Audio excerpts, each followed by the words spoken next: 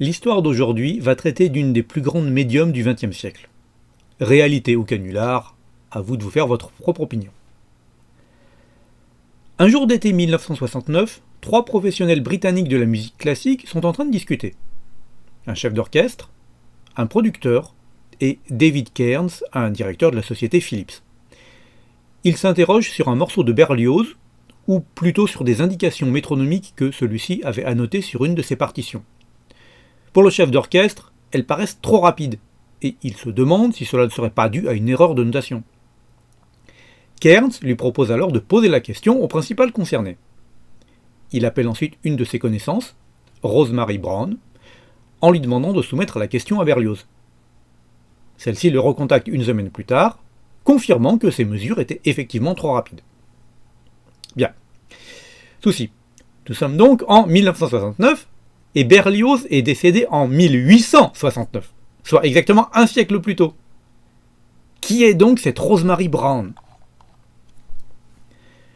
Née Rosemary Dixon en 1916 dans la banlieue de Londres, elle est issue d'une famille où certes on pratique la musique, elle-même suivant une éducation au piano, mais ce n'est pas spécialement une virtuose pour autant. Elle joue comme jouent beaucoup d'amateurs, ni plus ni moins. Mais surtout, certains de ses proches, tout comme elle-même, disposent de capacités médiumiques. Depuis son enfance, elle a l'habitude de voir des morts. Pour elle, tout cela est normal et fait partie de sa vie quotidienne. En 1923, alors âgée de 7 ans, elle reçoit ainsi la visite d'un vieux monsieur dans sa chambre, n'ayez pas l'esprit mal placé s'il vous plaît, qui lui dit que quand elle sera plus grande, il reviendra pour, dixit, lui donner de la musique. C'est seulement 10 ans plus tard, en tombant sur une photo de lui par hasard, qu'elle découvre que ce visiteur était en réalité Franz Liszt, décédé en 1886. Elle quitte l'école à 15 ans et commence à travailler dans une cantine scolaire, avant de devoir subir les horreurs de la Seconde Guerre mondiale. En 1952, elle se marie à un scientifique et prend donc son nom de Brown, dont elle aura 2 enfants. Jusque-là, une vie de mère de famille comme tant d'autres. Hélas, son époux décède en 1961 alors qu'elle n'a que 45 ans.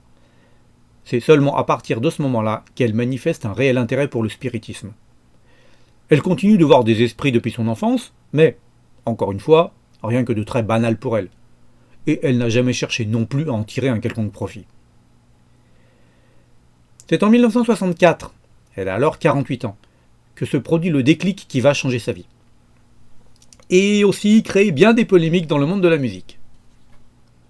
Blessée suite à un accident de travail et bloquée chez elle, elle se remet à jouer du piano, qu'elle avait plus ou moins abandonné depuis des années. Et là, elle sent ses mains comme manipulées par une force étrangère.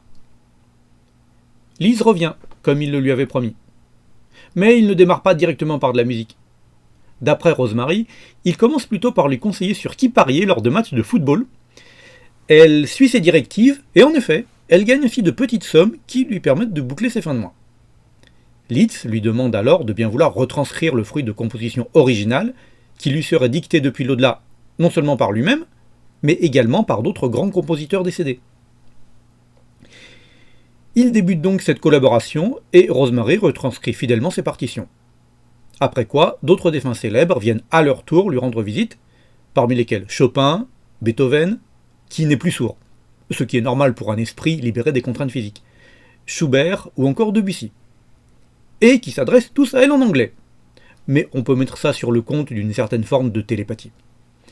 Elle précise aussi que chaque compositeur adopte une manière de procéder différente.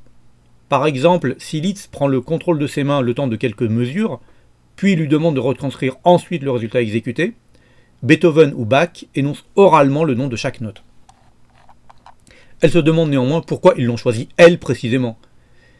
Liszt répondra « Parce que vous vous êtes porté volontaire avant votre naissance ». On notera d'ailleurs qu'elle ne recevra pas uniquement la visite de musiciens classiques, mais également plus tard celle de John Lennon, qui est encore en vie à ce moment-là, ou même de Van Gogh et d'Albert Einstein. Mais revenons à la musique. Entre 1964 et 1970, elle retranscrit plus de 400 morceaux différents, venant d'une bonne dizaine de compositeurs, chacun de ces morceaux, bien entendu, étant censé refléter le style de son auteur. Parmi ce florilège impressionnant figure notamment une sonate de 40 pages attribuée à Schubert, ou 2 symphonies complètes de Beethoven. Évidemment, les affirmations de Rosemary Brown attirent rapidement l'attention, non seulement de musiciens et musicologues, mais aussi des journalistes. Beaucoup se montrent franchement sceptiques, refusant de croire à une telle histoire. La BBC enquête pour trouver le compositeur caché, ou bien une formation musicale dissimulée par la médium, mais sans succès. Lors d'une interview filmée par la chaîne en 1969, l'équipe demande s'il serait possible de faire appel à Liszt le temps d'une démonstration. Ce dernier donne son accord, et la médium se met à noter une pièce inédite pour piano. Pour ceux que ça intéresse, on trouve ce morceau sur YouTube. Analysées par de nombreux experts, les œuvres de Rosemary Brown ne font clairement pas l'unanimité, que ce soit dans un sens ou dans l'autre.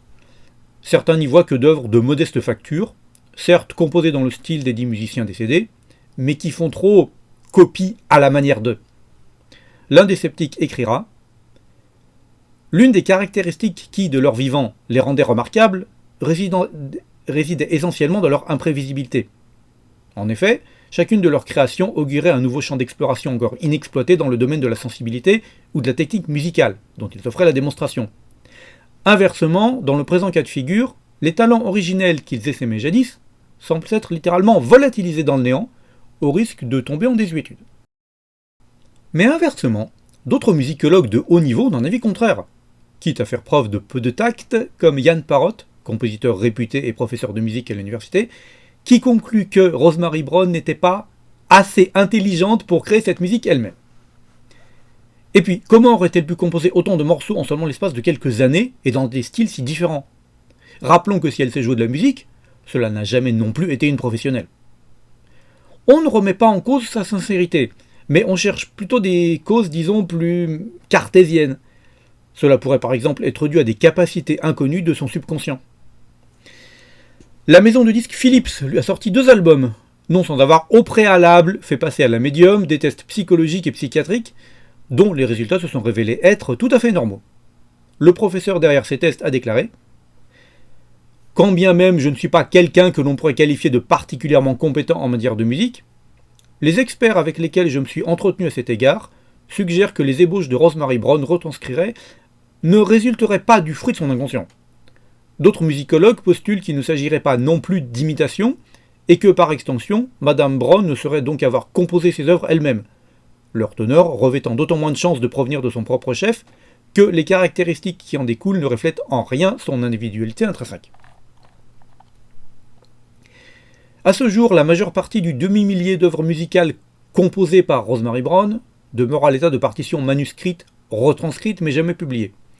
Toutefois, une vingtaine d'entre elles ont été éditées, et certains pianistes reconnus ont enregistré quelques-unes des compositions de Brown, qui sont aussi parfois jouées dans leur récital.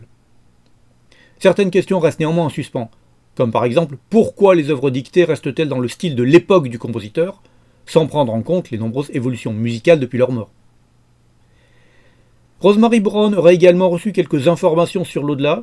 Alors, je vous répète ce qu'elle a dit, comme ça vous le saurez quand vous irez, à savoir que ce ne serait pas si différent de ce monde, avec des paysages naturels de grande beauté, mais surtout l'absence totale de guerre ou de conflit, avec un amour infini, et les retrouvailles avec nos proches. Bref, rien de vraiment nouveau par rapport à ce que disent de nombreux témoignages à ce sujet. Elle décède en 2001 à l'âge de 85 ans, emportant son mystère avec elle. A-t-elle réellement reçu la visite de tous ces grands compositeurs? Si tel est le cas, en tout cas, elle a dû les retrouver depuis.